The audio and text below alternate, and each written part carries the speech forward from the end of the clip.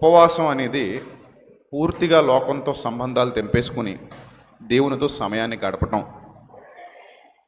అలా అని అది ఆజ్ఞగా గ్రంథంలో లేదు, కానీ ఒకవేళ మీ శరీరం సహకరిస్తే భోజనాన్ని కొన్ని గంటల పాటు లేదా కొన్ని దినాల పాటు విడిచిపెట్టి ఏదైనా లిక్విడ్స్ తీసుకుంటూ మంచినీళ్ళు తాగుతూ వాటి మీద ఇంకా ధ్యాస లేకుండా పరిపూర్ణంగా దేవునితో సమయాన్ని గడపటం, దేవుని కొరకు ఆలోచించటం, సత్యాన్ని బాగా నేర్చుకోవటం, ప్రార్థనలో గడపటం.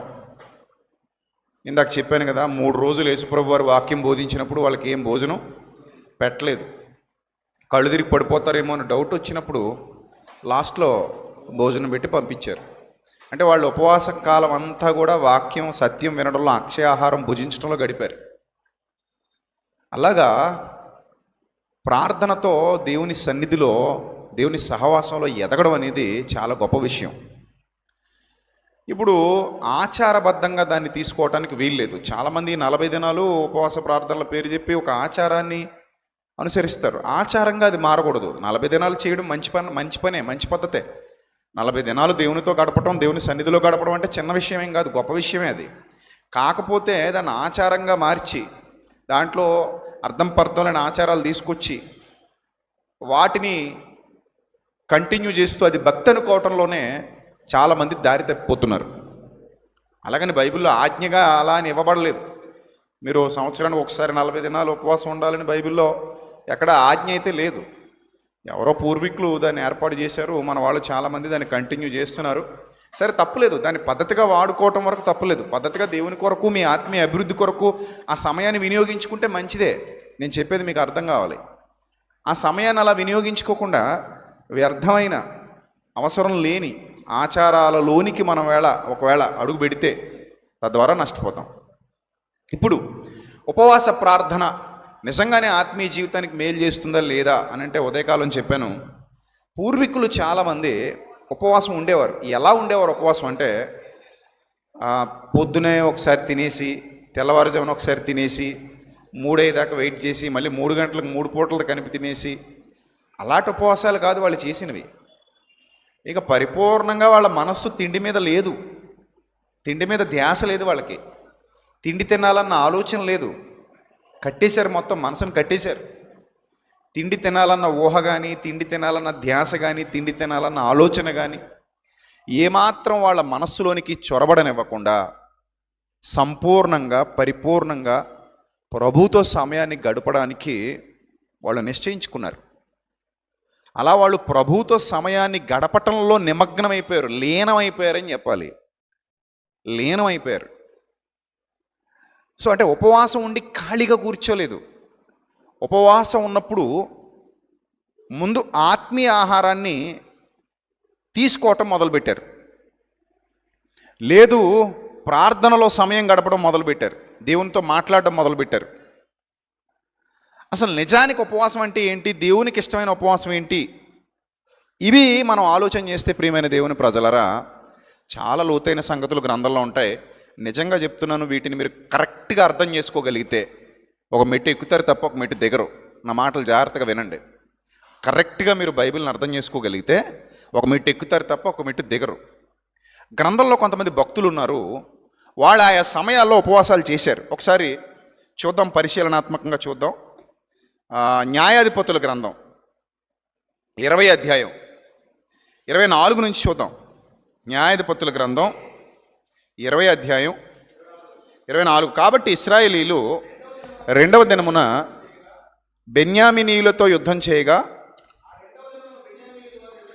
ఆ 2వ దినమున బెన్యామీనీయులు వారిని ఎదుర్కొనుటకు గిబియాలో నుండి బయలుదేరి వచ్చి ఇశ్రాయేలీలో 18,000 మందిని నేల కూల్చి సంహరించారట. ఇది మామూలు వధ కాదు, ఇది 18,000 మంది శవాలు. భయంకరమైన వధ. ఎటు చూసినా నాకు తెలిసి మన ఆర్ట్స్ కాలేజీ గ్రౌండ్ కంటే పెద్ద గ్రౌండ్ కావాలి అన్ని శవాలు పడుకోబెట్టడానికి. అవునా కదా? 18 ఎంత ఉంది అక్కడ? 18,000 మందిని నేల కూల్చి చంపేశారని ఉంది. 18,000 శవాలంటే మీరు ఊహించుకోండి ఆ పరిస్థితి ఎంత భయానకంగా ఉంటుందో, ఎంత గుండెలు హడలెత్తిపోయేలా ఉంటుందో. 18,000 శవాలు ఒక గ్రౌండ్లో పేర్చేస్తే, అలా పడుకోబెట్టేస్తే శవాలు, అది రక్తం సంహరించడం అంటే నరకడాలు. అలా నరకబడిన శవాల ముద్దలు, రక్తపు ముద్దలు ఒక గ్రౌండ్ అంతా విస్తరించేస్తే ఎంత భయానకమైన వాతావరణం ఉంటుందో, అలాంటి భయానకమైన వాతావరణంలో 18,000 మందిని కూల్చేశారట ఇశ్రాయేలీల్లో. అలాంటి దుస్థితి సంభవించినప్పుడు వీరందరూ ఆ పరిస్థితిని చూసిన తర్వాత వారందరూ కత్తిదూయివారే. అప్పుడు ఇశ్రాయేలీలందరూ, జనులందరూ పోయి బేతేల్లో ప్రవేశించి ఏడ్చుచూ, 18,000 మందిలో బంధువులు ఉంటారు, స్నేహితులు ఉంటారు, రక్త సంబంధికులు ఉంటారు, వాళ్ళందరూ చచ్చిపోతే గుండె పగిలిపోదా? అందుకనట ఏడుస్తూ సాయంకాలం వరకు అక్కడ యెహోవా సన్నిధిని కూర్చుండుచు ఉపవాసముండి. మీరు చెప్పండి, ఎవరైనా చనిపోయినప్పుడు తినాలనిపిస్తుందా? ఎవరైనా మనకి ఇష్టమైన వ్యక్తులు మరణించారనుకోండి, అసలు తిండి మీద ధ్యాస ఉంటుందా? ఉండదు కదా. ఆ బాధలో ఉంటాం, అస్సలు తిండి మీద ఉండదు మనసు. తినాలని అసలు ఆ ఊహే రాదు. ఆ బాధలో, ఆ ఆవేదనలో 18,000 మంది శవాల్ని చూసిన తర్వాత వాళ్ళు అనుకున్నారట, ఉపవాసం ఉండాలి, దహన బలులు, సమాధాన బలులు యెహోవా సన్నిధిని అర్పించారు.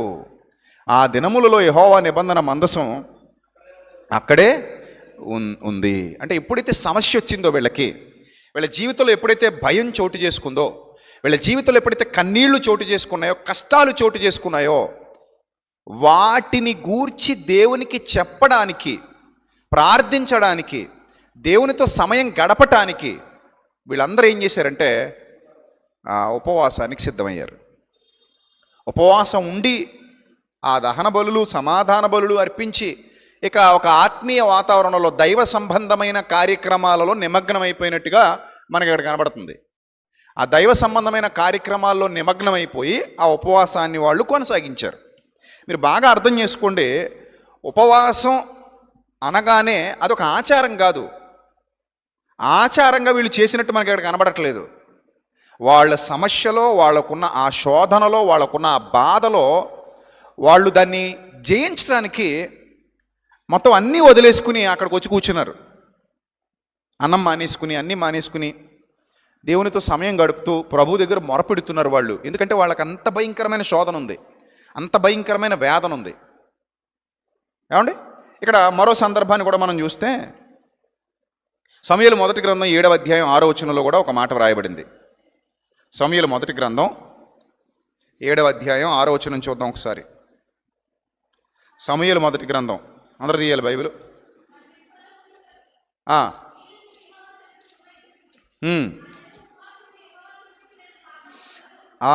ఆ దినము ఇశ్రాయేలు అందరూ మిస్పాకు పిలువచ్చి ఆ దినమట వారు మిస్పాలో కూడుకొని నీళ్లు చేది యెహోవా సన్నిధిని కుమ్మరించి ఆ దినము ఉపవాసం ఉండి యెహోవా దృష్టికి మేము పాపాత్ములమని ఒప్పుకొనిరి. ఎందుకంటే నష్టపోయారు, అప్పటికే వీళ్ళు నష్టపోయారు. శోధన వచ్చింది, భయంకరమైన శ్రమ వచ్చింది. ఆ శ్రమ రాగానే వీళ్ళు పాపాన్ని ఒప్పుకోవడానికి ఉపవాసం ఉన్నారట. పాపాన్ని ఒప్పుకోవడానికి దేవుని సన్నిధిలో ఉపవాసం ఉండి వాళ్ళు ఏడుస్తూ ప్రార్థన చేస్తూ మేము యెహోవా దృష్టికి మేము పాపాత్ములము అని ఒప్పుకుంటూ వాళ్ళు ప్రార్థన చేస్తున్నారు. అంటే మీరు ఆలోచన చేయండి ప్రియమైన దేవుని సంగమా, తప్పు చేసినప్పుడు అన్నం తింటావా? తినాలనిపిస్తుందా? గిల్టీ ఫీలింగ్తో ఉంటావా కదా? నాన్న కొట్టాడు, అన్నం తినాలనిపిస్తుందా? మరి ఏం చేస్తాం? మూలపోయి కూర్చుంటాం. భర్త తిట్టాడు, బిర్యానీ తినాలనిపిస్తుందా? మా ఆయన నన్ను తిట్టిన కారణంగా ఈరోజు బిర్యానీ స్పెషల్ అంటదా? తినబుద్ధి ఇది. నష్టం జరిగినప్పుడు కానీ, బాధ జరిగినప్పుడు కానీ, మనసు కకలావికలం అయిపోయినప్పుడు కానీ ఎప్పుడు కూడా మనసు తిండి మీదకి వెళ్ళదు. ఆ తిండి వదిలేస్తాం అక్కడ. ఎందుకు తిండి ఈరోజు తినాలనిపించట్లేదు. మరి ఏం చేద్దాం ఇప్పుడు? లేదండి, ఇప్పుడు మనకి తిండి కాదు కావాల్సింది, దేవుని సన్నిధిలో సమయం గడపాలి. ఆ గిల్టీ ఫీలింగ్తో ఉన్న ముందు పాపం ఒప్పుకుని విడిచిపెట్టాలి. లేదా ఈ శ్రమను గూర్చి దేవుని సన్నిధిలో మొర్ర పెట్టాలి. ఇలాంటి ప్రత్యేక కారణాలలో వాళ్ళు ఉపవాసం ఉంటున్నట్టుగా మనకు అర్థమవుతుంది గ్రంథం చూస్తుంటే. అంతే తప్ప పని కట్టుకుని డేట్ పెట్టుకుని ఉన్నా కూడా దేవుడు దాన్ని యాక్సెప్ట్ చేయలే. పొద్దున చెప్పాను మీకు జకరియా గ్రంథంలో, అరే నాయన మీరు ప్రతి సంవత్సరం ఈ టైంకి ఉపవాసం ఉంటున్నారు, భక్తితోనే ఉంటున్నారా అని అడిగాడు ఆయన. అంటే మీ బతుకుల్లో ఏం లేదనేసాడు, అక్కడ భక్తి లేదు అని చెప్పేశాడు. అంటే ఒక శోధన సమయమున, ఒక బాధాకరమైన పరిస్థితులు దేవుడు మిమ్మల్ని అలా ఉంటే ప్రార్థన వింటానని చెప్పలేదు. అది బాగా గుర్తుపెట్టుకోవాలి. చాలాసార్లు మీకు చెప్పాను. ఇప్పుడు మీ అబ్బాయి మిమ్మల్ని సైకిల్ అడిగాడండి. ఏమడిగాడు? స్కూల్కి వెళ్ళే మీ అబ్బాయి సైకిల్ కొనమని అడిగాడు. నువ్వు 2 రోజులు అన్నం మానేస్తే కొంటానని ఏనన్నా అంటాడా? అండు. నువ్వు సైకిల్ ఇవ్వడానికి ఆయన అన్నం మానేయడానికి సంబంధం లేదు. తండ్రి అలా శాడిస్ట్ కాదు. నువ్వు 2 రోజులు అన్నం మానేసి ఏడుస్తున్నాను అడగాలి, అలాగ అడిగితే నీకు ఇస్తాను అని తండ్రి అండు. ఎందుకంటే తండ్రి ప్రేమిస్తున్నాడు కుమారుణ్ణి కదా. ఇప్పుడు దేవుడు కూడా నువ్వు ఉపవాసం ఉండి కడుపు మార్చేసుకుని నన్ను అడిగితే తప్ప నీకు ఇవ్వను, నువ్వు ఎంత ఏడిస్తే, నువ్వు ఎంత బాధపడితే, నీ పేగులు ఎంత మలమల మాడిపోతే అప్పుడు నేను సాటిస్ఫై అవుతాను, అప్పుడు ఇస్తాను అనేటువంటి శాడిస్ట్ మన దేవుడు కాడు. అలాగ అర్థం చేసుకోకండి దయచేసి. ఉపవాసం అనేది పూర్తిగా నీ ఇష్టంతో జరిగేది. ఆయన నిన్ను అడిగితే చేసేది కాదు, లేదా ఆయన నీకు ఆజ్ఞగా చెబితే చేసేది కాదు. ఉపవాసం అనేది సంపూర్ణంగా ఎవరిష్టంతో జరుగుతుంది? నీ ఇష్టంతో జరుగుతుంది. నువ్వు ఇష్టపడి చేసుకో అంతే. అది ఏ కారణాల్లో నీకు తినాలని లేదు ఇంకా టైంలో. ఒకటి, నువ్వు శ్రమలో ఉన్నావు, లేదా బాధలో ఉన్నావు, లేదా కష్టంలో ఉన్నావు, లేదా గిల్టీ ఫీలింగ్తో ఉన్నావు తప్పు చేసి. ఇలాంటి పరిస్థితుల్లో నువ్వు మామూలుగానే తినగలవా? తినలేవు. తినాలని అనిపించదు, మైండ్కి అసలు ఆ థాటే రాదు, తిండి మీద ధ్యాసే వెళ్ళదు. అలాంటి స్థితిలో నేను దేవునితో సమయం గడపాలి అనుకున్న సందర్భాలు మనం ఇప్పుడు చూస్తున్నాం. అంటే దేవుడు అక్కడ నువ్వు అన్నం తింటే నీ మీద కోప్పడిపోయేవాడు కాడు, నిన్ను అన్నం తిన్నందుకు నీ ప్రార్థన విన్ననేవాడు కాడు. అలాగే ఉపవాసం ఎన్ని గంటలు చేయాలి, ఎంత సమయం చేయాలనే లెక్కలేమి బైబిల్ గ్రంథంలో లేవు. మన వాళ్ళు పెట్టుకున్నారు ఇవన్నీ. నేను చెప్పాను కదా, పొద్దున 6 గంటలకట ఓ టీ తాగుతారట. టీ తాగి మధ్యలో ఒక జ్యూస్ తాగుతుంటారట. 2 ఇడ్లీ 3 ఇడ్లీ తక్కువ తింటారట. రోజు వాయి తినేసేవాళ్ళు 4 తింటారట. 3 అయ్యేదాకా వెయిట్ చేస్తారట. 3 గంటలకు మళ్ళీ 2 పూటలతో కలిపి కొట్టేస్తారట. మళ్ళీ రాత్రి 9 గంటలకు పడుకునేసరి మరోసారి తినేస్తారట. ప్రభా మరి చూసుకోమరా, ఉపవాసం ఉన్నాను మరి. ఏంటి అది కాదు, అలాగ వద్దు అసలు. అది అసలు రైటే కాదు. ఇప్పుడు నేను అన్నం మానేసినందుకు నువ్వు నాకు ఇది చెయ్యాలి అబ్బాయి, మరి అదిగో చూసుకో, నేను అన్నం మానేశాను, నువ్వేమో నాకు ఇది చేసి పెట్టాలి, మన ఇద్దరికి డీల్ ఇది. ఏంటది? నాటకం కాకపోతే హృదయపూర్వకంగా జరిగింది అది కాదు. నీకు ఎప్పుడు మనసంతా 3 ఎప్పుడు అవుద్దా అని ఉంది. టైం పెట్టుకున్నావు నువ్వే అలారం. మనసు ఎప్పుడు 3 అవుద్దా అని ఎదురు చూస్తూ 3 అవుట్ అయిపోయి ఆ తిండి రాగానే కంచం మీద పడిపోయి నువ్వు ప్రార్థన చేసేటప్పుడు కూడా నీకు ఏదో ఒకటి బిర్యానీ గుర్తొస్తుంటుంది, లేదా నువ్వు తినబోయే కూర గుర్తొస్తుంటుంది. నిజం, ఇది పచ్చి నిజం. ఒక ఆవిడట మునక్కాడ కూర వండుకుందట, వంకాయ మునక్కాడ కూర వండుకొని అందులో గుడ్డు కూడా వేసుకుందట, పక్కన పెట్టుకుందట. అన్నం కూడా వండేసుకుని పక్కన పెట్టుకుందట. చూసుకుందట, సాయంత్రం వస్తానే, 3 గంటలకు వస్తానే అని చెప్పేసుకొని శుభ్రంగా హాట్ బాక్సులు పెట్టేసుకుని చర్చికి వెళ్ళిపోయింది. చర్చికి వెళ్ళిపోయి ప్రార్థన చేస్తుంది. అలా కూర్చుంది, 8 గంటల నుంచి కూర్చుంది. అలా అంటుంది, ఇలా అంటుంది, పైకి చూస్తుంది, గడియారం వంక చూస్తుంది. అమ్మ 10 అయిందా? 11, 12, 1 గంట, 2, 3, ఇంకా 5 గంటలు ఉందా అనుకుంది. సరే, క్షణం ఒక యుగంగా గడుస్తుంది. ఇప్పుడు క్షణం ఒక యుగంలా గడుస్తుంది. ఎప్పుడు అవుద్దో 3 అనుకుంటుంది. ఈలోగా ఆవిడ వంతు వచ్చింది ప్రార్థన చేయడానికి. ప్రార్థన చేస్తుంది ఇప్పుడు. ఏమని? ప్రభా నీకు స్తోత్రం, ప్రభా స్తోత్రం, స్తోత్రం, స్తోత్రం, స్తోత్రం, గుడ్డు వంకాయ మునక్కాడ, స్తోత్రం, గుడ్డు వంకాయ మునక్కాడ. అంటే మనసు నిండా ఏముంది ఇప్పుడు? గుడ్డు వంకాయ మునక్కాడ, గుడ్డు వంకాయ మునక్కాడ. అది కాకుండా చికెన్ అనుకోండి, చికెను, బిర్యానీ ఇది వస్తుంది మైండ్లో. అది తలుచుకుని నోట్లో ఓట్లు ఊరిపోతుంటాయి. మూడు అవగానే నీకు దిక్కుమాలిన ఉపాసం అమ్మాయి అయిపోయింది అనుకోని ఇంటికి వెళ్ళిపోయి ప్రశాంతంగా కంచాలు వడ్డించేసుకుని ఇంకేముండదు గబగబా చేతులు కడిగేసుకోవడం. ఒక చేతులు కూడా కడుక్కోరు కొంతమంది, ఇంకా ఇక్కడ హడావుడి కదా. గబగబా కంచం తీసేసుకుని వడ్డించేసుకుని రోజు మీద ఎక్కువ వేసేసుకుని ఇప్పుడు హడావుళ్ళు ఇంకా ఎక్కువ వేసేసుకుంటారు. అక్కడే ఉంటుంది, ఎక్కడికి పారిపోదు. అయినా కానీ 4 స్పూన్లు ఎక్కువ పడేసుకుని గెరిట్లు అందులో ఒకటి కాదు 2 గుడ్లు వేసేసుకుని మునక్కాళ్ళు వేసేసుకుని అది వేసేసుకుని చికెన్ వేసేసుకుని మొత్తం కలిపేసుకుని తోసేయడం ఇంకా తొందరగా అమ్మయ్య అనుకుంటారు ఎక్కువ తినేసి. అప్పుడు దేవుడితో ఇదిగో గుర్తుపెట్టుకో, మరి రాసుకో పొద్దులో. ఏం రాసుకోవాలి? ఉపవాసం చేసావనా? ఇప్పుడు మీరు చెప్పండి, ఇది బాగుందండి, ఇది ఏమైనా ఇందులో ఏమైనా భక్తి కనబడిందా? ఇలాంటి ఉపవాసాలు గతంలో జరగలేదా మీ జీవితంలో? జరిగాయి. ఎందుకు జరగవు? అనుభవాలతో చెప్తున్నాను నేను. ఎందుకు జరగవు? ఖచ్చితంగా జరుగుతాయి, ఖచ్చితంగా. మా అమ్మ అనేది, ఒరే నువ్వు ఏమనుకున్నా అయిపోవాలంటే శుక్రవారం ఉపవాసం ఉండరు అనేది నన్ను. నిజం, నాకు భక్తి లేదు, ఏమీ లేదు. అరే నువ్వు అనుకున్నట్టు అయిపోవాలంటే శుక్రవారం ఉపవాసం ఉండాలి రచన. నువ్వు అనుకున్నట్టు అయిపోద్దంటే నిజమేనా మమ్మీ? నిజమేరా, అయితే ఉందాం, పోయిందేముంది, ఏం చేయమంటావు? ఏం చేయక్కర్లేదు, పొద్దున్న లేచి తల స్నానం చేసి తెల్ల చొక్కా తెల్ల ప్యాంట్ వేసుకో. తెల్ల ప్యాంట్ లేకపోతే ఏం చేయమంటావు? పోనీ ఏదో వేసుకోరా, క్రీమ్ కలర్ అయినా వేసుకో, వైట్ షర్ట్ వేసుకో. వేసుకుంటా వచ్చే నాతో పాటు చర్చికి. మంచినీళ్ళు కూడా తాగకూడదు 3 అయ్యేంత వరకు అనేది. ఉంది తీసుకెళ్ళి అక్కడ కూర్చోబెట్టి ప్రార్థన చేయమంటే ఏం చేస్తాం? ప్రార్థన బతుకులో ఏమీ లేదు, వాక్యం లేదు, లోపలంతా ఖాళీ. అసలు వాక్యం అంటే ఏంటో తెలిసి సావదు. బైబిల్ చదివిన బతుకు కాదు. ఎప్పుడైనా చదివితే ఆ కీర్తన చదవడమే. ఆ కీర్తనలో కూడా 2-3 చిన్న పొట్టి కీర్తనలో పొడుగు కీర్తన కనబడితే భయం వేసేదే బాబు ఇంత చదవాలా అని. నిజం, నేను ఓపెన్గా చెప్తాను. 119వ కీర్తన కానీ కనబడింది అనుకోండి, కొంచెం భయంగా అనిపించేది. అమ్మ బాబా ఇది మొదలెడితే ఇప్పుడు అవదు, అందుకని ఇది వద్దు మనకి. పొట్టిది ఏముందా అని ఎత్తుక్కునేవాడిని కీర్తన. ఈ పొట్టిది చదివేసుకొని టకటక అమ్మయ్య అమ్మ బైబిల్ అయిపోయిందమ్మ చదివేశా.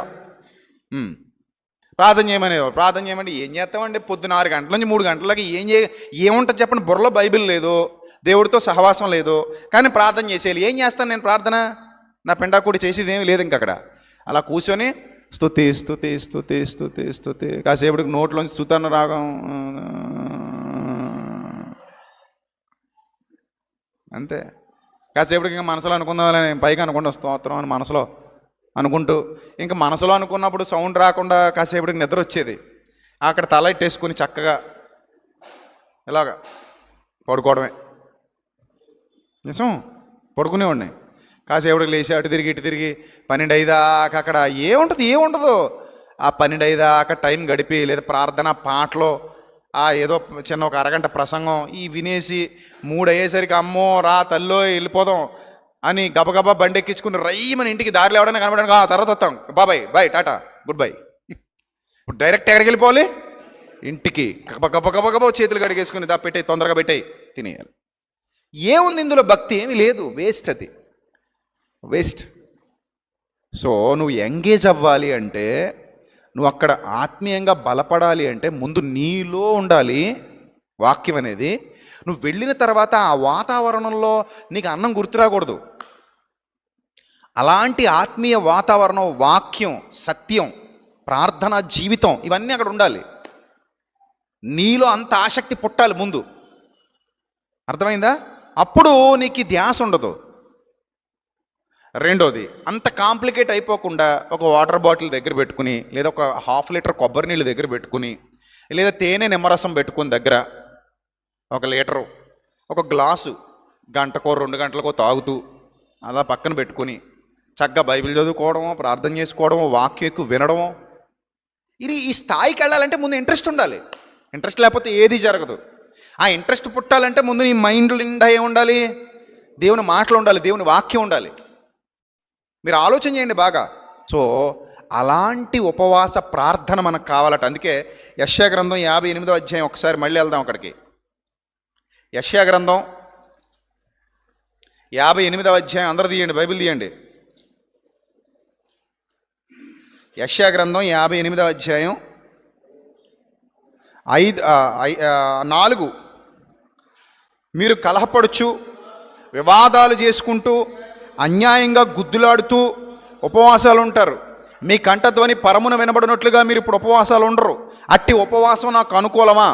మనుష్యుడు తన ప్రాణాన్ని బాధపరుచుకొనవలసిన దినం అలాంటిదా? ఒకడు జమ్ము వలె తలంచుకొని గోనెపట్ట కట్టుకొని బూడిద పరుచుకొని కూర్చోవడం ఉపవాసం అనుకుంటున్నాడా?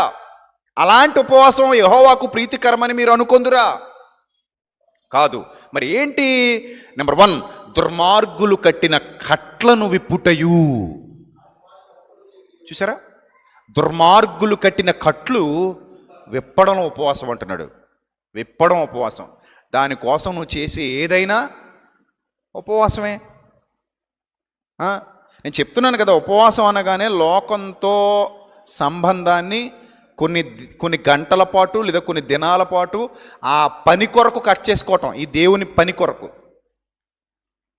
లేదా నీ జీవితంలో సింహభాగాన్ని, విలువైన సమయాన్ని దేవునికి కేటాయించటం, నీ ఆలోచనల్లో విలువైన భాగాన్ని దేవునికి కేటాయించటం, నీ బ్రతుకులో విలువైన సమయాన్ని దేవునికి ఇవ్వటం, నీ శక్తి, నీ బలం, నీ ఐశ్వర్యం, నీ ఆస్తి అన్నిటిలో కూడా ప్రథమ స్థానాన్ని దేవునికి ఇవ్వటం. తద్వారా దేవుని కార్యం జరగాలి అనే సదుద్దేశం నీ మనస్సులో నాటుకోవడం. దుర్మార్గులు కట్టిన కట్లను విప్పడం ఉపవాసం అట. కాడి మాను మోకులు తీయడం ఉపవాసం అట. బాధింపబడిన వారిని విడిపించటం ఉపవాసం అట. ప్రతి కాడిని విరగొట్టడం దేవుడే ఏర్పరుచుకున్న ఉపవాసం అట. బాగా అర్థం చేసుకోవాలి మీరు.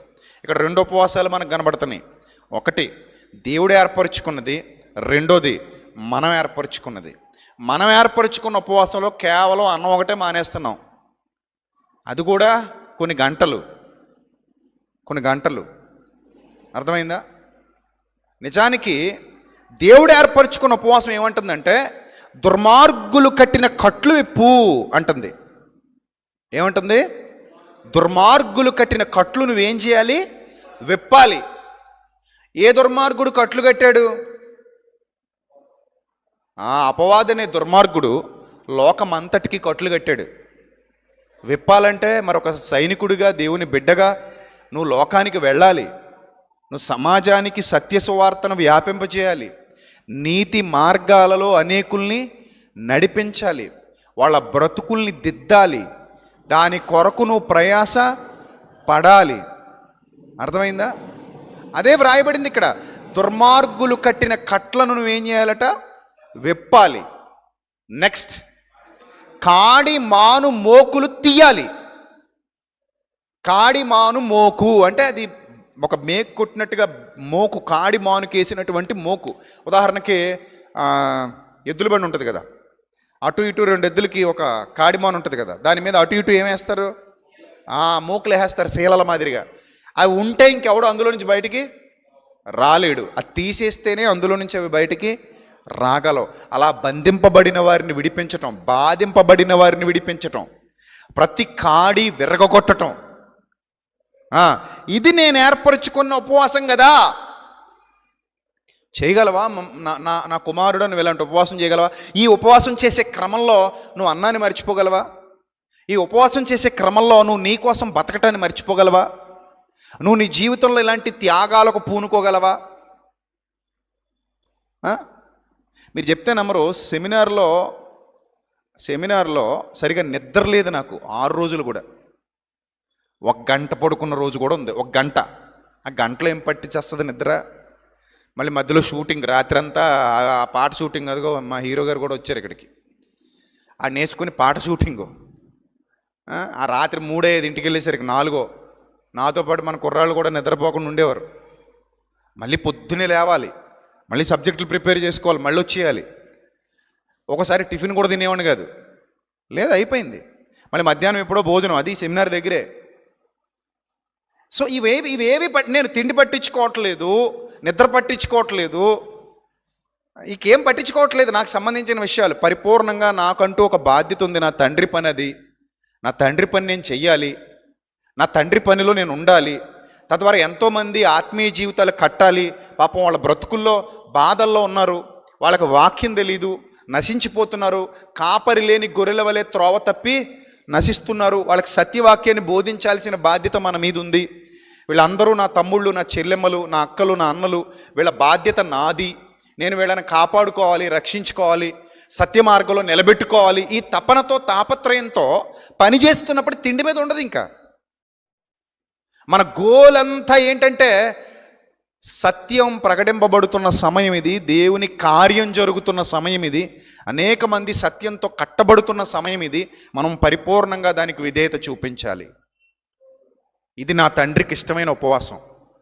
నాయనా, నువ్వు నా కోసం భోజనం మానేసావా, నా కోసం నిద్రను దూరం చేసుకున్నావా, నా కోసం జాగరణాలు చేస్తున్నావా, నీ ఆత్మీయులందరినీ బలపరచాలని తపన పడుతున్నావా? నేను ఒక్కనే కాదు, చాలామంది వంట చేసేవాళ్ళు కానివ్వండి, పనులు చేసిన వాళ్ళు కానివ్వండి, దేవుని పని కోసం కానుకలు ఇచ్చి వాళ్ళ కష్టార్జితాన్ని ఆ మహాకార్యాల కోసం ఖర్చు చేసిన వాళ్ళు కానివ్వండి, అందరూ కూడా ఆయా రీతులుగా ఉపవాసం ఉన్నారు.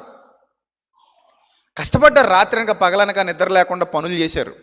ఒకటే పని, ఇంకా వాళ్ళ పని అదే పని, ఇంకా వేరే ధ్యాస లేదు, వేరే ఊసు లేదు. ఏమండి, ఎందుకు అంటే ఇది దేవుడు ఏర్పరచుకున్న ఉపవాసం కాబట్టి. అర్థమైందా? ఇది దేవుడు ఏర్పరచుకున్న ఉపవాసం. ఇప్పుడు 40 దినాలు మనం ఆత్మీయులను నిలబెట్టి సంఘంలో వాళ్ళందరికీ వాక్యం బోధిస్తూ విలువైన సమయాన్ని ప్రతిరోజు ఉదయం, మధ్యాహ్నం, రాత్రి చక్కగా చిన్నగా, అంటే నీరసం రాకుండా, మరి 40 దినాలు నీరసం రాకుండా నేను మెనూ చెప్పగలను. ఉదయం, సాయంత్రం 2 గ్రీన్ టీలు తాగొచ్చు, లేదా ఒక ½ లీటర్ కొబ్బరి నీళ్ళు తాగొచ్చు, మధ్యాహ్నం ఒక గ్లాసు రాగి జావ తాగొచ్చు, లేదా ఒక కప్పు రైస్ తినొచ్చు. అంతే. అంటే రోజు తినేదాన్ని మొత్తాన్ని ఏం చేస్తాం? తగ్గించేస్తాం. మనం ఉండలేం. యేసుప్రభువులో 40 రోజులు ఉండలేం, ఇంపాసిబుల్. నేను 3 రోజులు ఉన్నానండి. ఈ 3 రోజులు నాకు అయింది ఎంత, నేను లోపలికి తీసుకున్నది ఏంటంటే రోజు ఒక 3 లీటర్ల వాటరు, ఒక 3-3.5 లీటర్ల వాటర్ రోజు, 3 రోజులు కూడా. అంటే 10 లీటర్ల వాటర్ వెళ్ళింది అనుకుంటా 3 రోజులకి. మధ్యలో వాటర్ కాకుండా ఒక గ్లాస్ వాటర్లో 2 స్పూన్లు తేనె, ఒక హాఫ్ లేదా ఒక ఫుల్ నిమ్మకాయ, దాంతో ఒక రోజు గడిపేశా. రెండో రోజు మీటింగ్కి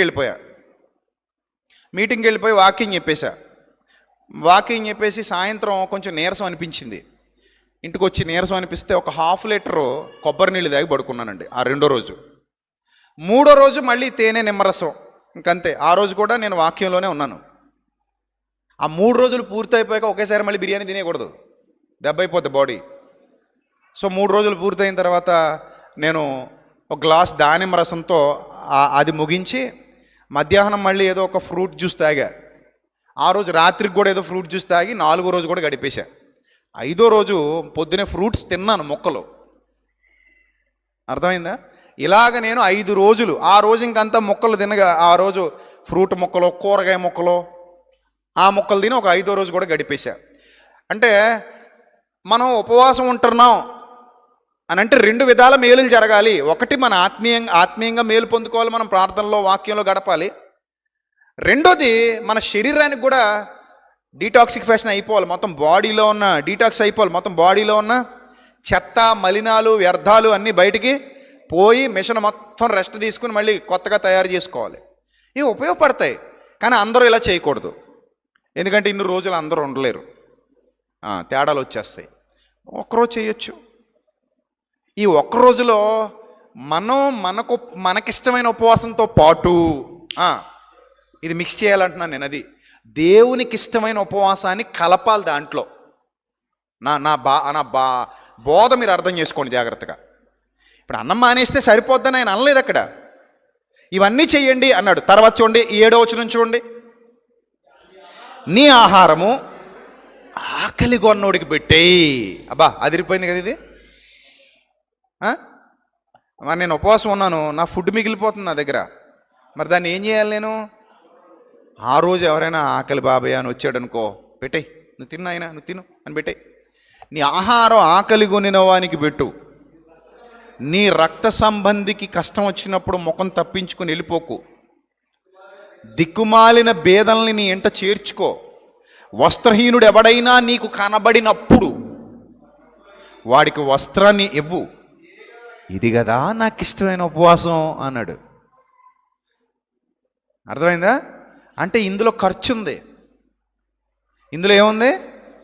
ఖర్చు ఉంది. ఇప్పుడు వస్త్రహీనుడికి వస్త్రం ఇవ్వాలంటే డబ్బులు ఉండాలి నీ దగ్గర, నువ్వు ఖర్చు చేయాలి దాన్ని.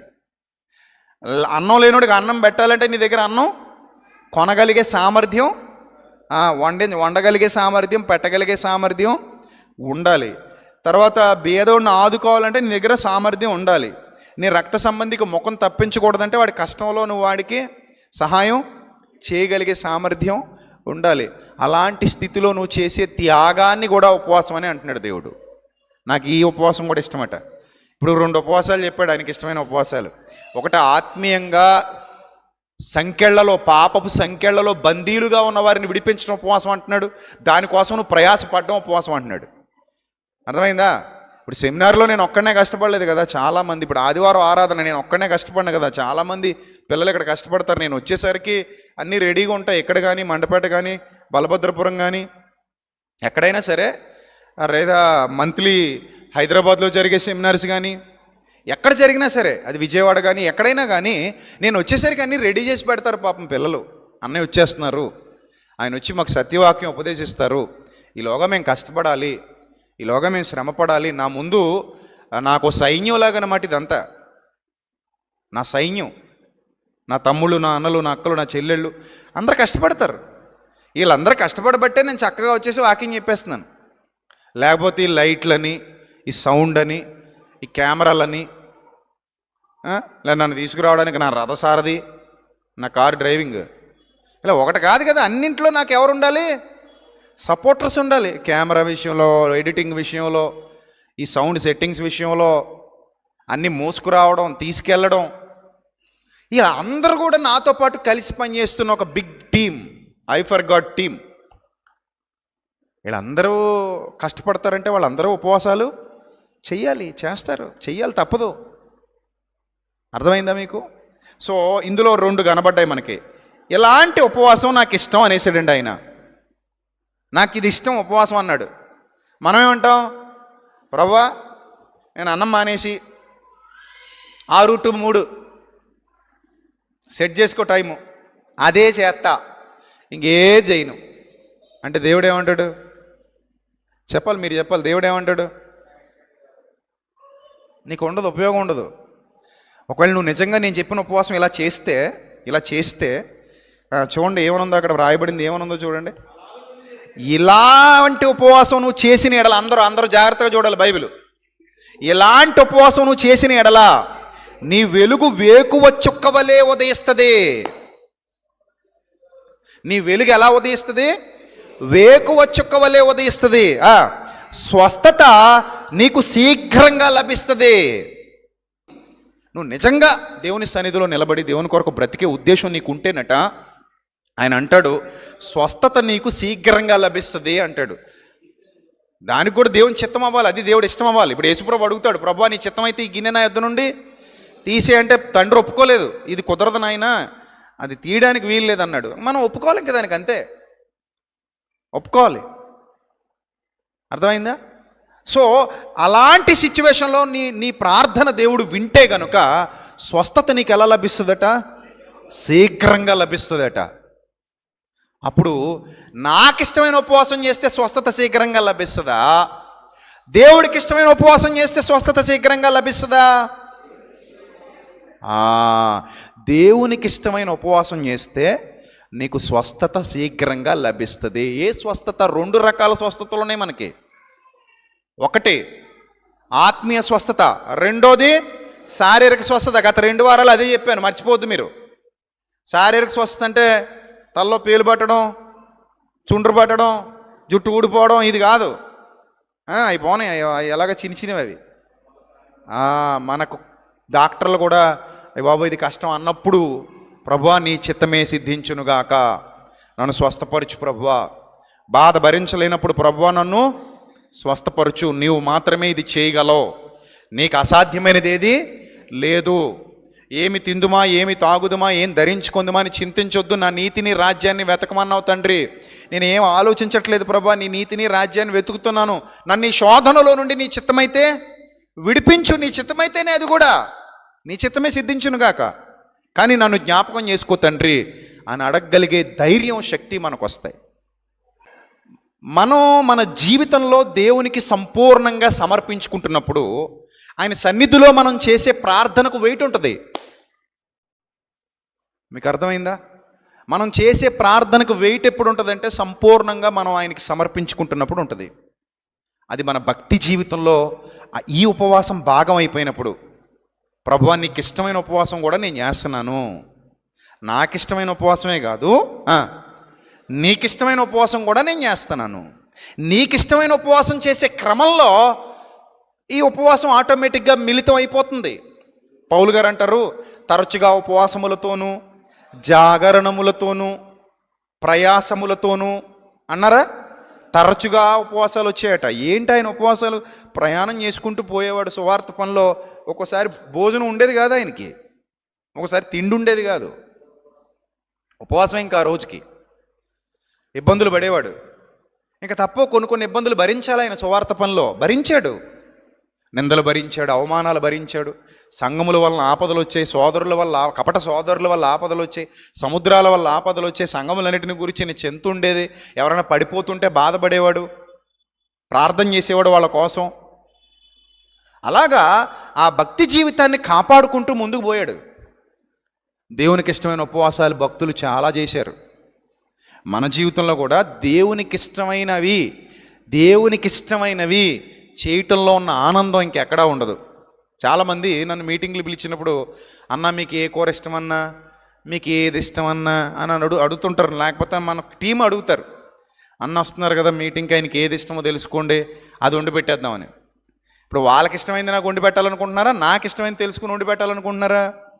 కదా. ఇప్పుడు అవతల వ్యక్తి ఇష్టాన్ని తెలుసుకుని వండి పెట్టాలనుకుంటున్న గుణం మనలో ఉన్నప్పుడు, అతిథి మన ఇంటికి వచ్చినప్పుడు అతిథికి అతనికి ఏది ఇష్టమో అడిగి వండి పెట్టాలనుకుంటున్నప్పుడు, భక్తి చేస్తున్నప్పుడు దేవునికి ఏది ఇష్టమో అది చేయాలి తప్ప మనకిష్టమైంది చేసి ఆయన మీద రుద్దేయకూడదు. అవునా? మనకిష్టమైంది చేసి ఆయన మీద రుద్దేయకూడదు, దేవునికి ఇష్టమైంది చేయాలి. ఇప్పుడు ఉపవాసం చెయ్యి, తప్పులేదు. కానీ ఒక్కసారి ఆలోచించు, నీకు ఇష్టమైన ఉపవాసం చేస్తున్నావా, ఆయనకి ఇష్టమైన ఉపవాసం చేస్తున్నావా? నువ్వు నిజంగా ఆయనకి ఇష్టమైన ఉపవాసం 40 days చేస్తే చాలా బాగుంటుంది. నాకు ఇష్టమే ఉపవాసం ఉండడం, కానీ ఆరోగ్యమే మనకి. అలా చేస్తే ఆరోగ్యమే. అప్పుడప్పుడు చేయండి, తప్పులేదు. కనీసం నెలకొక రోజైనా కొంచెం వదిలేయండి, మిషన్కి రెస్ట్ ఇవ్వండి. అప్పుడు మీరు వదిలేసిన దాన్ని ఇతరులకు పెట్టండి. ఏమంటే ఈరోజు మన ఇంట్లో అన్నం లేదండి, మీకు రాగిజావ ఒకటే. మరి అన్నం ఏం చేసావే? రోడ్డు మీద ఎవరో బేదోడు వచ్చి అన్నం అడిగాడండి, అడిగి పెట్టేసానండి మీ అన్నం కూడా. ఇది ఎక్కడ దారుణమే బాబు, నా మీద చూపిస్తున్నాడు. నేను కూడా తినలేదండి, కంగారు పడకండి. ఈరోజు మీకు ఉపవాసమే, నాకు ఉపవాసమే. మన ఆహారం మాత్రం వేరే వాడికి పెట్టా,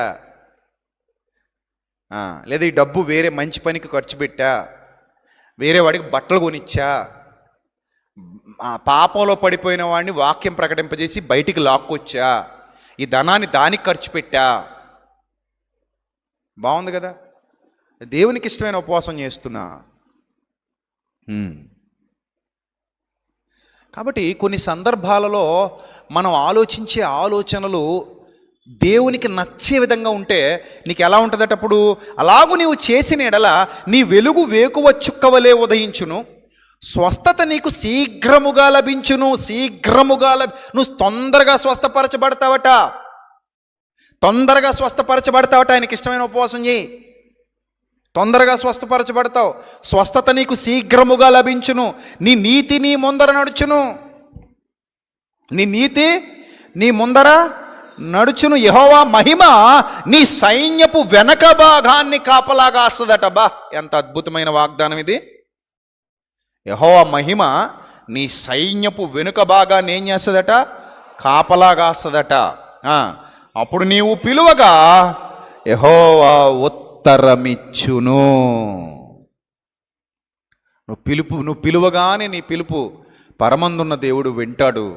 విని నీకు వెంటనే ఏమిస్తాడు? జవాబిస్తాడు. పరమందున్న దేవుడు నీకు వెంటనే జవాబిస్తాడు. అప్పుడు నీకు యెహోవా ఉత్తరమిచ్చును. నీవు మొర్రపెట్టగా ఆయన అంటాడట, నేనున్నాను బిడ్డా అంటాడట. నువ్వు మొర్రపెట్టగా ఏమంటాడట? నేనున్నాను అంటాడట. తర్వాత ఇతరులను బాధించటం, వేలు పెట్టి చూపి తిరస్కరించటం, చూసారా, ఇతరులని బాధించడం చూడండి, ఒకడికి అలవాటు ఇలాగనే ఎత్తుంటాడు మాట్లాడితే, రేయ్ నువ్వెంతరా, నీ బతుకెంతరా అంటుంటాడు, చంపేస్తాండ్రే పొడిచేస్తాండ్రే అంటుంటాడు. తిరస్కారం. చూడండి ఏమంటున్నాడు ఇక్కడ, ఇతరులను బాధించటం, వేలు పెట్టి చూపి మరీ తిరస్కరించటం, చెడ్డదానిని బట్టి మాట్లాడడం నువ్వు మానేయి. చూసారా, నువ్వు ఉపవాసం ఉన్నప్పుడట ఇవి కూడా ఉపవాసం పెట్టు, ఇటుకు కూడా ఉపవాసం పెట్టు, నోటుకు ఉపవాసం పెట్టు, కంటికి ఉపవాసం పెట్టు, నీ దుష్ట క్రియలకు అనగా చేతులకు ఏం పెట్టు, ఉపవాసం పెట్టు. చేయకవి మాని మొత్తం ఉపవాసం అది. వీటిని మాని ఆశించిన దానిని ఆకలి కొనిన వానికిచ్చి శ్రమపడిన వానిని తృప్తిపరిచిన ఎడలా, అబ్బా చీకట్లో బల్బు టక్కమని వెలుగుద్దట. నీ బల్బు చీకట్లో నీ బల్బు ఏమవుతుందట అంటే దాని అర్థం ఏంటో తెలుసా? చీకట్లో నీ వెలుగు ప్రకాశిస్తుందంటే అర్థం ఏంటో తెలుసా? ఏ రోజైతే శోధన నీకు తలుపు తట్టిందో, ఏ రోజైతే అపాయం నీ గుడారం దగ్గరకు వచ్చిందో, ఏ రోజైతే వేదనని ఆవరించిందో, బాధని ఆవరించిందో, ఇరుకులు ఇబ్బందులు ఎప్పుడైతే నిన్ను చుట్టుముట్టాయో, అలాంటి దుష్ట కాలంలో, అలాంటి భయంకర పరిస్థితుల్లో నీ వెలుగు ఒక్కసారి ప్రకాశిస్తుంది. ఆ శోధనలో నుండి విడిపించే మార్గం నీకు దేవుడిస్తాడు. నీ కష్టాల్లో నుండి నిన్ను గట్టెక్కిస్తాడు, నీ శ్రమలలో నుండి నిన్ను బయటికి తీసుకొస్తాడు, నీ వేదనలో నుండి నిన్ను బయటికి తీసుకొస్తాడు, నీ బాధలలో నుండి నిన్ను బయటికి తీసుకొచ్చి నిన్ను తృప్తిపరుస్తాడు. ప్రపంచమంతా నీకు వ్యతిరేకంగా ఉన్నా కూడా నిన్ను కాపాడుకుంటాడు. నీకు ఎన్నో మార్గాలు సుగమం చేస్తాడు, నీకు కావాల్సిన దానిని నీకు సమకూర్చి పెడతాడు, నీ కన్నీరు తుడుస్తాడు, నీకు జవాబిస్తాడు, నువ్వు ఎదురు చూస్తున్నది నీకు లభించేలా చేస్తాడు, నువ్వు ఆశించిన దానిని తీసుకొచ్చి నీ చేతుల్లో పెడతాడు. ఇవన్నీ ఇన్ని మేలులు నీ బ్రతుకులో జరగాలంటే నువ్వేం చేయాలి? ఆయన కోరుకున్న ఉపవాసం నీ బ్రతుకులో చేయాలి. చేస్తే చూడండి ఎన్ని బెనిఫిట్స్ ఉన్నాయో. చీకటిలో నీ వెలుగు ప్రకాశించును, అంధకారం నీకు ఎలా మారిపోద్దట? మధ్యాహ్నం వలె మారిపోద్దాడు. దేవుని నామానికి మహిమ కలుగునుగాక. అంధకారం నీకు ఎలా మారిపోద్దట? మధ్యాహ్నం వలె మారిపోద్దట. యెహోవా నిన్ను నిత్యము నడిపించును. యెహోవా నిన్ను ఏం చేయును? నిత్యము నడిపించును. క్షామకాలమున ఆయన నిన్ను తృప్తిపరిచి నీ ఎముకలను బలపరుస్తాడట. ఎన్ని మేలులండి. ఒకసారి ఆలోచించండి. నువ్వు ఒక్కసారి ఆయన బిడ్డగా పరిపూర్ణంగా మారిపోతే నీకే మేలు ఆయన కొదువ చేయడు. చదువుతుంటేనే ఎంత తృప్తిగా ఉందో చూసారా? క్షమకాలమున ఆయన నిన్ను తృప్తిపరిచి నీ ఎముకలను ఏం చేస్తాడట? బలపరుస్తాడట. నీవు నీరు కట్టిన తోట వలె. నీరు కట్టిన తోట ఎలా ఉంటుంది చెప్పండి? పచ్చగా ఉంటుంది. నీ కుటుంబం కూడా ఎలా ఉండబోతోందంటే నీరు కట్టిన తోట వలె ఉండబోతోంది.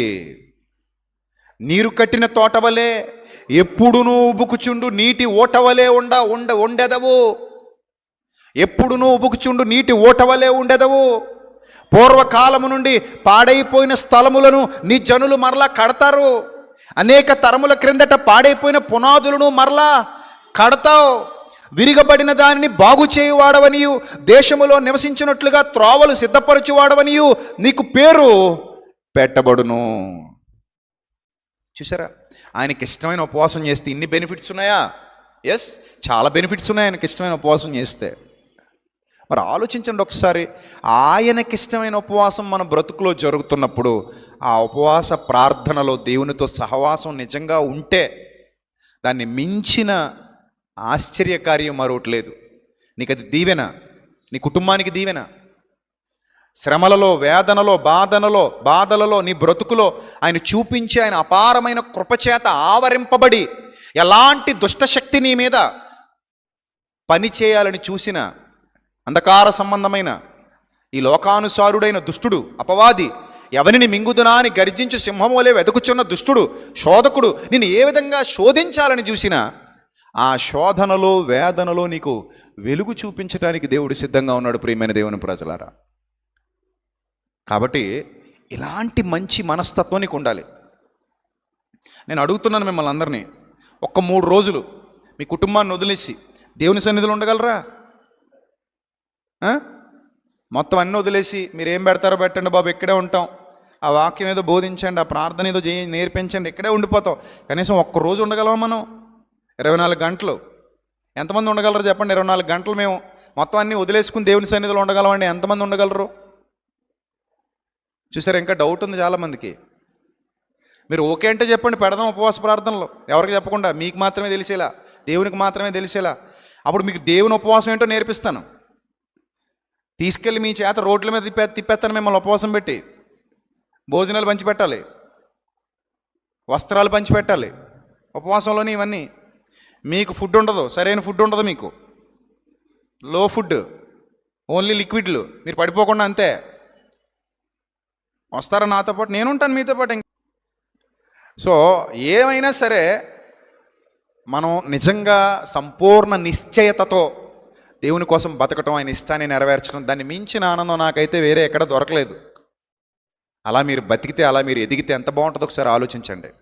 ప్రభు సన్నిధిలో ప్రభు కొరకు పరిచర్య చేస్తూ, ప్రభు పరిచర్యలో బలపడుతూ, కుటుంబం దీవెనకరమైన స్థితిలోనికి వెళుతుంది, కుటుంబం ఆశీర్వాదకరమైన స్థితిలోనికి వెళుతుంది. నీకేమేలు కొదువై ఉండదు, ఆయన నిన్ను విడువడు, ఎడమాయడు. చాలామంది అనుకుంటారు ఇప్పుడు ఏదో నష్టపోయానండి, ఇంకా అయిపోయింది జీవితం అనుకుంటారు. గుర్తుపెట్టుకో, జీవితంలో అయిపోయేదంటూ ఏమీ ఉండదు. ఈ రోజు ఉన్నట్టు రేపు ఉండదు. ఇది ఏమి ఫుల్ స్టాప్ కాదు నీ జీవితానికి, జస్ట్ కామా అంతే. జస్ట్ చిన్న స్పీడ్ బ్రేకర్ వచ్చినంత మాత్రాన రోడ్డు అయిపోయిందని కాదు. స్పీడ్ బ్రేకర్ దాటాక కూడా ఏముంది? రోడ్డు ఉంది.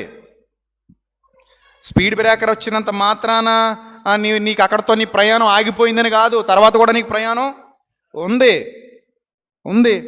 నేను నిజంగా చెప్తున్నా, నా జీవితంలో గతంలో చచ్చిపోవాలనే నిర్ణయం తీసుకున్నాను ఒకప్పుడు. మీరు నమ్మరు, నాకు అలాంటి ఆలోచన వచ్చిందంటే చాలా సంవత్సరాల క్రిందట.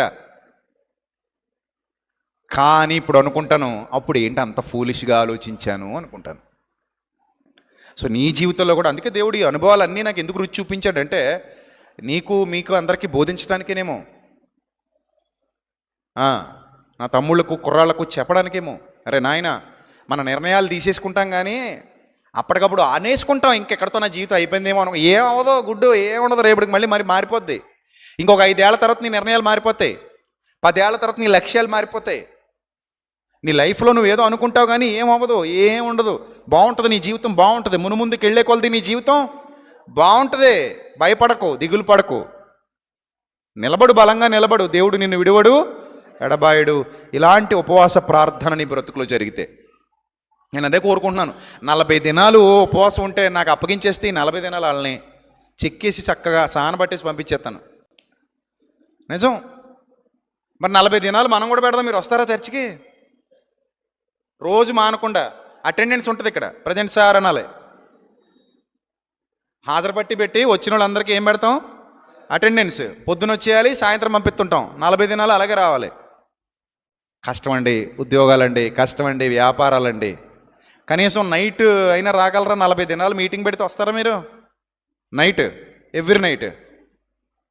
కష్టమండి అంటాం. సుఖానికి మరిగేసాం మనం. చివరికి ఏమంటాం తెలుసా? ఓ పని చేయండి బ్రదర్, జూమ్ మీటింగ్ పెట్టుకుందాం బ్రదర్. ఏం చేద్దాం బ్రదర్? జూమ్ మీటింగ్ పెట్టుకుందాం బ్రదర్. మేము ఇంట్లో ఉంటాం బ్రదర్, మీరు 40 దినాలు మీ ఇష్టం వచ్చింది చెప్పేసుకోండి బ్రదర్.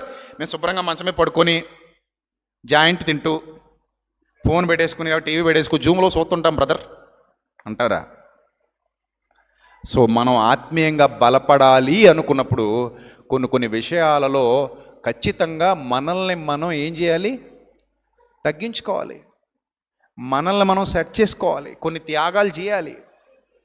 కొన్నింటికి నోరు కట్టుకోవాలి, కొన్నింటికి చేతులు కట్టుకోవాలి, కొన్నింటికి మనసు కట్టుకోవాలి. అలా నిలబడినప్పుడే నీ కుటుంబం దీవించబడుతుంది, నీ కుటుంబం ఆశీర్వదించబడుతుంది, నువ్వు వర్ధిల్లుతావు. చెప్పిన ఏ మాట అబద్ధం కాదు. దేవుని మాటలన్నీ శాశ్వతములు, అవి బలమైనవి, శక్తిగలవి, జ్ఞానము గలవి, వివేకము గలవి, నిన్ను నీ కుటుంబాన్ని నిలబెట్టేవి, పడగొట్టేవి కావు, నిలబెట్టేవి. నీ బ్రతుకును నిలబెట్టేవి. నువ్వు ఒంటరివని ఎప్పుడు అనుకోకు, బాధపడకు. నాకెవ్వరు లేరు అనుకోకు, నాకు తోడు లేదనుకోకు, నాకు నీళ్ళు లేదనుకోకు, నేను మోసపోయాను అనుకోకు, నేను కష్టాల్లో ఉన్నాను అనుకోకు, నేను కన్నీళ్లలో ఉన్నాను అనుకోకు. నువ్వు నిజంగా ఆయనకి ఇష్టమైనట్టుగా ఉండు. అలా ఉండంతే, నువ్వు చూస్తూ ఉండు, జీవితం ఎలా మారిపోద్దో. సహాయము ఎక్కడ నుండి వచ్చును అన్నాడట. అప్పుడు వినబడుతుందట స్వరం, సర్వోన్నతుడైన దేవుడే నీకు సహాయకుడు, నీ కీడెము, నీ కోట, నీ బలము, నీ ఆశ్రయ దుర్గము అని. అలాంటి విశ్వాసం నీ బ్రతుకులో ఉన్నప్పుడు ఆయనే నీ తలుపు తడతాడు, ఆయనే నీకు మార్గం సుగమం చేస్తాడు, ఆయనే నీకు ద్వారాలు తెరుస్తాడు, నువ్వు ఊహించని స్థానానికి నిన్ను నడిపిస్తాడు. ఆయన ప్రేమ అంత గొప్పది కనుక నువ్వు ఇప్పుడు ఈ రోజు నుంచి డిసైడ్ అయిపోయి ఆయనకి ఇష్టమైన ఉపవాసం నీ బ్రతుకులో జరిగితే తప్పకుండా నీవు, నీ కుటుంబం, నీ పిల్లలు దీవెన ఆశీర్వాదాలు సొంతం చేసుకుంటారు. మీ భవిష్యత్తు ఇంకా బాగుంటుంది. నువ్వు ఇంకా పచ్చని మొక్కలా వర్ధిల్లుతూ ఉంటావు. దేవుని దీవెన ఆశీర్వాదాలు ఎప్పుడు నీ మీద, నీ కుటుంబం మీద ఉంటాయి. అలాంటి ధన్యత దేవుడు నీకు సమృద్ధిగా అనుగ్రహించును గాక. ఆమెన్. తల్ల వంచండి, ప్రార్థన చేసుకుందాం. సర్వశక్తుడ, సర్వోన్నతుడ, దయగల ప్రభువ, కృపగల దేవ, ఎంతవరకు తండ్రి అనేక ప్రాంతాల నుండి ఇక్కడికి తరలి వచ్చిన బిడ్డలందరికీ శ్రేష్టమైన వర్తమానాన్ని అనుగ్రహించినందుకు స్తోత్రం తండ్రి. నిజమే ప్రభువా, మీకు ఇష్టమైన ఉపవాసం మా బ్రతుకులో జరగడానికి సహాయం దయచేయండి. మీరు కోరుకున్నట్టుగా మా బ్రతుకులు ఉండడానికి సహాయం దయచేయండి. మేము వినేవారంగా ఉండి విడిచిపెట్టి వెళ్ళిపోకుండా మీ చెయ్యి పట్టుకుని ఈ జీవితంలో నడవగలిగే భాగ్యాన్ని మా అందరికీ దయచేయండి తండ్రి. మీ చేయి విడువక ప్రభువా, మీ మార్గాల నుండి వెళ్ళిపోక తండ్రి, సర్వోత్తమమైన మీ మార్గంలో చివరి వరకు నమ్మకస్తులుగా, యథార్థవంతులుగా కొనసాగడానికి సహాయం దయచేయమని. ఇంకా రాజమండ్రి పట్టణంలో అనేక మందికి మీ సత్యవాక్యాన్ని ప్రకటించడానికి నన్ను, మా బిడ్డల్ని అందరినీ వాడుకొని బలమైన కార్యాలు మా అందరి ద్వారా జరిగించుకోమని తండ్రి, మీ పనికి కావలసిన సమస్త వనరులు మా అందరి ద్వారా సమకూర్చమని, అనేక మంది బిడ్డలను ప్రేరేపించి మీ కార్యాలు గొప్పగా జరిగించుకోమని, ఘనత, మహిమ, ప్రభావములు మీకు మాత్రమే చెల్లిస్తూ సర్వశ్రేష్ఠుడు మా కొరకు ప్రాణమిచ్చిన యేసుక్రీస్తు వారి నామంలో ఈ ప్రార్థన మనవులు సమర్పించి జవాబు పొందుకొనుచున్నాం మా కన్న తండ్రి. ఆమెన్. అందరికీ వందనాలు. May Lord bless you all. Love you all. Thank you. God bless you.